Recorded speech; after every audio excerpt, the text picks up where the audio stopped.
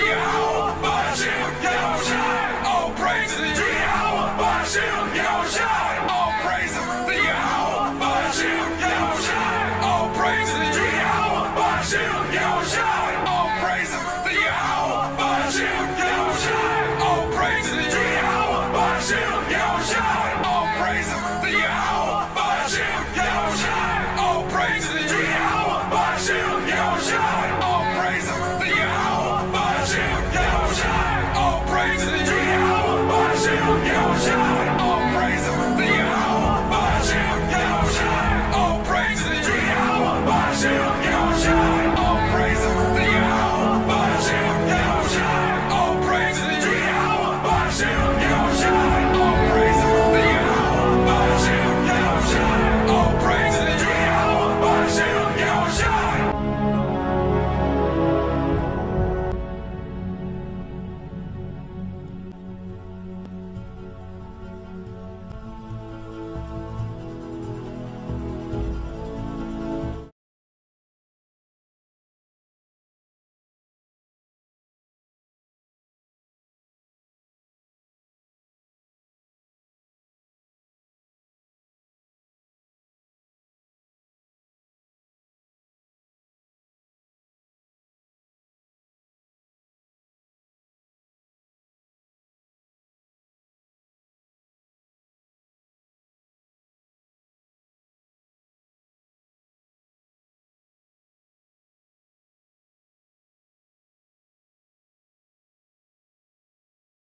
You will not be able to work in the United Kingdom if you do not have digital ID. Our immigration system does need to be fair if we want to maintain that binding contract that our politics is built on. And that is why today I am announcing this government will make a new free of charge digital ID mandatory for the right to work by the end of this Parliament. Let me spell that out. You will not be able to work in the United Kingdom if you do not have digital ID.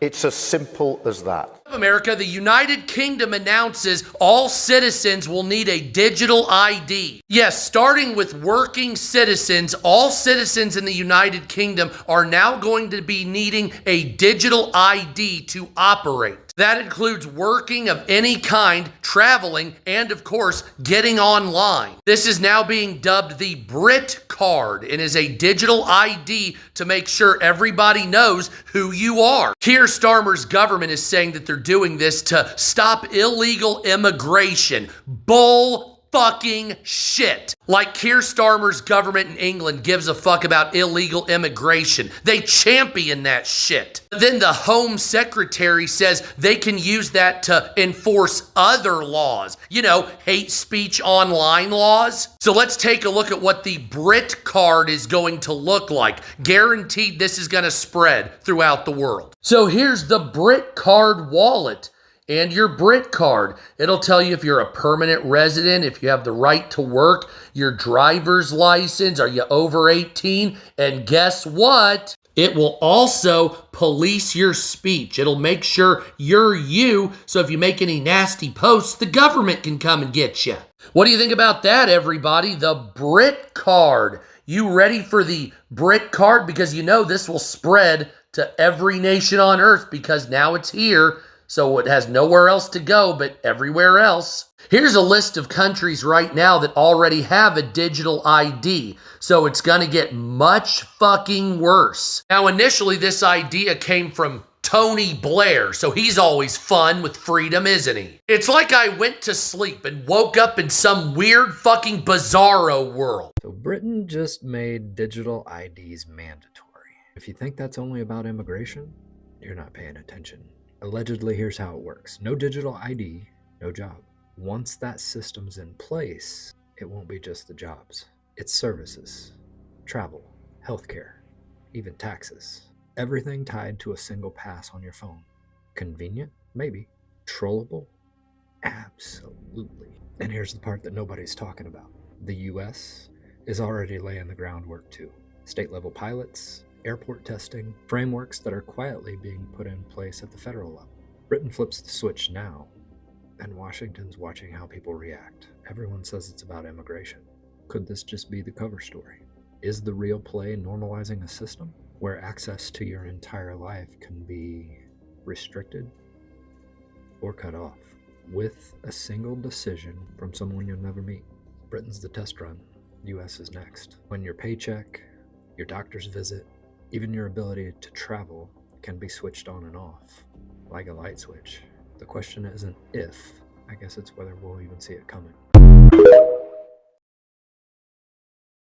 This is Aaron Russo, a filmmaker and former politician. To his left is Nicholas Rockefeller of the infamous Rockefeller banking and business dynasty. After maintaining a close friendship with Nicholas Rockefeller, Aaron eventually ended the relationship, appalled by what he had learned about the Rockefellers and their ambitions.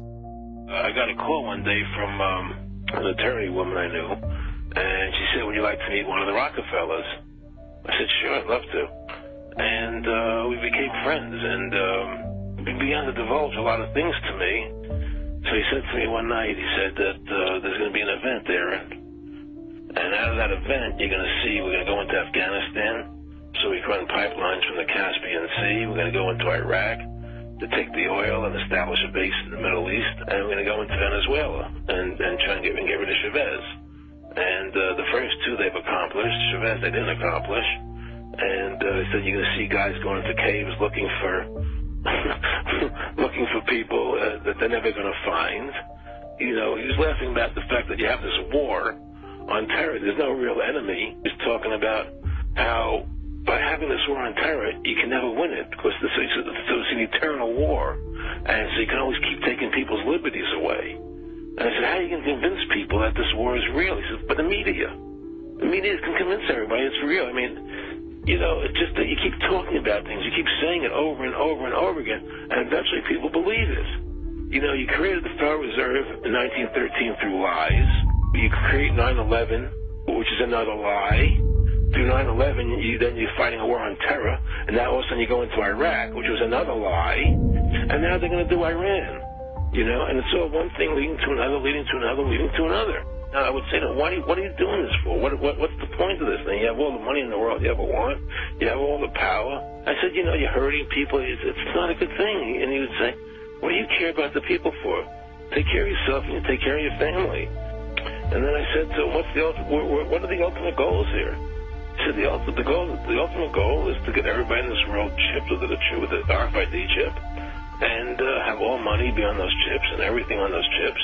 And if anybody wants to protest what we do or violate what we want, we just turn off their chip.